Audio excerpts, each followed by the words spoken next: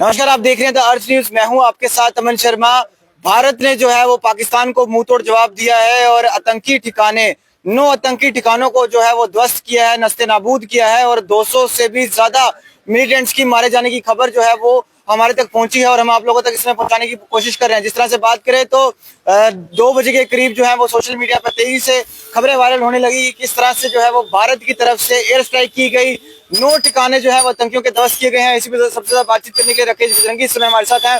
राकेश जी, लगातार आप मांग कर रहे थे कि मुंहतोड़ जवाब जो है वो देना चाहिए भारत सरकार को और वो मुंहतोड़ जवाब जो है वो दे दिया गया है, क्या कुछ कहेंगे? देखिए, दे नहीं दिया गया, अभी दे रहे हैं। अभी तो पिक्चर अभी बाकी है, अभी तो बहुत कुछ होगा। अभी तो 100 किलोमीटर घुसे, अभी तो 300 किलोमीटर और घुसेंगे। अभी 9 ठिकाने ध्वस्त किया, अभी तो 18 से भी ऊपर जाएंगे। अभी 200 आतंकवादी मारे गए हैं, अभी 200 से ज्यादा भी जाएंगे। तो इसलिए मोदी जी कब क्या करेंगे ये पाकिस्तान कभी सपने में भी नहीं सोच सकता। वो मॉक ड्रिल में इनको उलझा के रख गया, वो पानी के चक्कर में इनको उलझा के रख गया और रात को घर के अंदर भी घुस गया और घर के अंदर घुसकर मार भी गया और बड़ी कोशिश की, छटपटार की पाकिस्तान ने और पाकिस्तान के 2 जहाज भी गिरा दिए, लड़ाकू विमान उसके।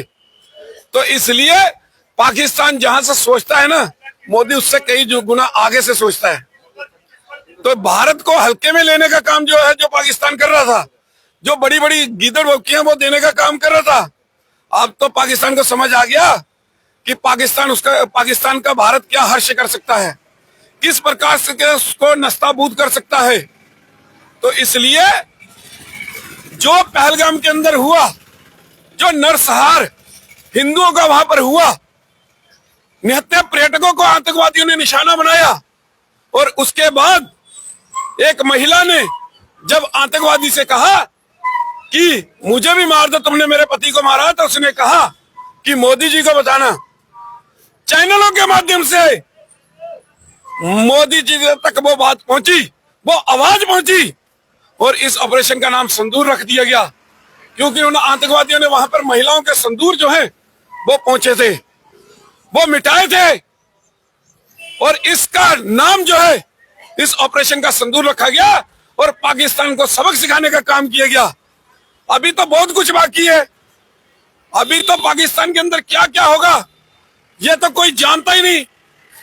ये तो भगवान ही बता सकते हैं कि उनकी जो मोदी जी, अमित शाह जी, अजीत डोभाल जी और राजनाथ जी ये क्या रचना बना रहे हैं, किस प्रकार से मुंह तोड़ जवाब देना, ये किसी को नहीं मालूम।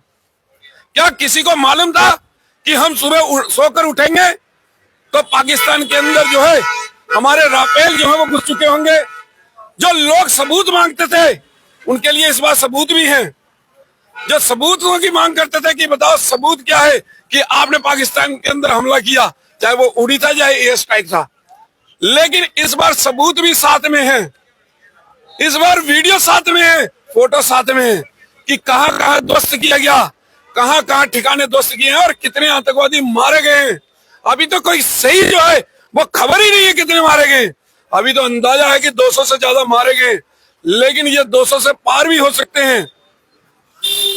और जो लोग कहते थे कि राफेल जंग के लिए रखे हैं, उनको भी मुंह तोड़ जवाब देने का काम किया गया। राफेल किसी समय भी हवा में उड़ाने के लिए नहीं है, ये तो दुश्मन को उड़ाने के लिए है, दुश्मन के घर के अंदर घुसकर उसको नस्ताबूद करने के लिए है।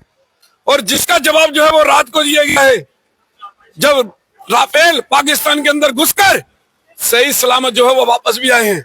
पाकिस्तान कह रहा है कि हम भी जवाब देंगे। अरे जवाब देना होता तो रात को दे लेते, होती तो उधर सेना ने धुआं धुआं कर दिया इनको, इनकी कई चौकियां, कई बंकर उड़ा दिए। लगातार जो है भारी शेलिंग जो है वो पुंछ के अंदर जारी है।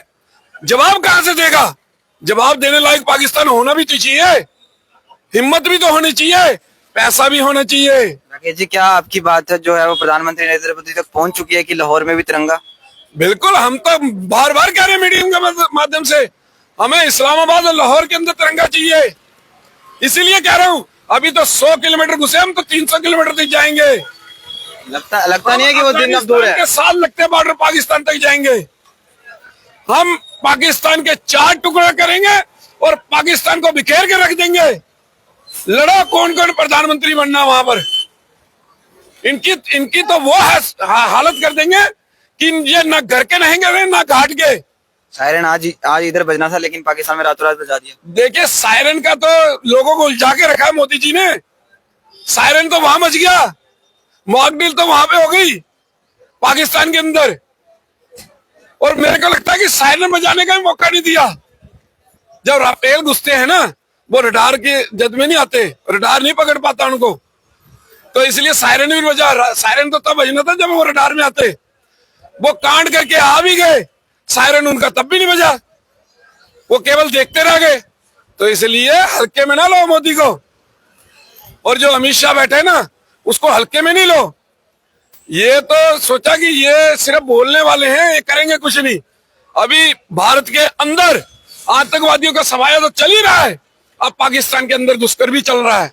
और अगर जिस प्रकार से ये कह रहे हैं कि सेना हमारा आतंकवादियों से कुछ लेना देना नहीं, जिस प्रकार की स्टेटमेंट पाकिस्तान देता है, तो मैं एक चीज कहना चाहूंगा कि पाकिस्तान के अंदर आतंकवाद को ऑपरेट कौन करता है? पाकिस्तान को ऑपरेट कौन करता है? आईएसआई। आईएसआई पाकिस्तान की सबसे बड़ी इंटेलिजेंस एजेंसी है। सेना उसके अधीन चलती है, पूरी सरकार उसके अधीन चलती है, और पूरा आतंकवाद गुट जो है जितने भी हैं वो सारे उसके अधीन चलते हैं। उनको फाइनेंशियल हर प्रकार की सुविधा आईएसआई देती है। तो इसलिए पाकिस्तान उससे अलग होने की कोशिश ना करे। अब तो उसका खामियाजा पाकिस्तान ने भुगतना है। अभी तो थोड़ा सा इतना सा भुगता है, अभी तो बहुत भुगतना है। पाकिस्तान के अंदर घुसकर अभी तो बहुत कुछ करना है। अब कब घुसना है? अब पाकिस्तान को यही याद है। अब ये पाकिस्तान के नेता, पाकिस्तान सेना के जनरल, पाकिस्तान सेना के जितने भी लोग हैं, वो रात को सोया नहीं करेंगे, ना दिन में सोएंगे ना रात को सोएंगे। उनको यही डर सताएगा कि क्या पता कब मोदी जी के जहाज जो है वो पाकिस्तान में आ जाएंगे। डर रहेगा, डर इनकी 7 पुश्तों को डर रहेगा। लोग रात को सोए तो सर्जिकल स्ट्राइक सुबह पता चल गई, लोग रात को सोए तो सुबह पता चला कि यह स्ट्राइक हो गई, और कल रात को लोग सोए कि कल मॉकड्रिल है, कल सायरन बजेगा, उस सायरन के चक्कर में कल पाकिस्तान का सायरन बजेगा रात को। तो देखा, तो इसलिए मोदी जी है तो मुमकिन है, मोदी है तो मुमकिन है, ये बात तो सत्य हो गई। भारत माता की जय। भारत माता की जय तो है ही, भारत माता की जय तो सदियों सदियों तक रहेगी, क्योंकि पुराना जो है भारत सत्य सनातन धर्म का देश है। वो कभी किसी का बुरा नहीं वो सोचता, लेकिन जो बुरा किसी का सोचेगा उसको छोड़ता भी नहीं, और उसको इस धरती पर मिटाने का काम जो है, हमने कल भी कहा, हमने पहले भी कहा कि पाकिस्तान हम नक्शे से मिटने वाला है। अब पाकिस्तान नहीं, अब बलूचिस्तान होगा, किस्किंदा होगा, ऐसे अलग अलग नाम जो है वो 4 होंगे। पाकिस्तान के 4 टुकड़े जो हम होंगे, पाकिस्तान कहीं नहीं होगा, पाकिस्तान इस धरती पर नहीं होगा। ये हम पहले भी मांग कर रहे हैं, आज भी मांग कर रहे हैं। और लाहौर इस्लामाबाद के अंदर वो तिरंगा भी होगा जो शान से लहराएगा, जो भारत के अंदर लहराता है वो वहां लहराएगा। चलिए जी, बहुत बहुत शुक्रिया। तो राकेश बजरंगी जी इस समय हमारे साथ मौजूद थे।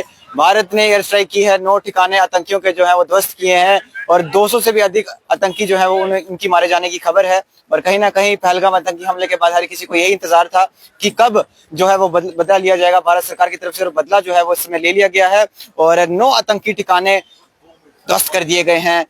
जिस तरह से बात करें तो जवाबी कार्रवाई जो है वो भारत सरकार की तरफ से की गई है, और इस समय भारत माता जी की जय के नारे जो है वो इस समय यहाँ पर बजरंग दल की तरफ से लगते हुए।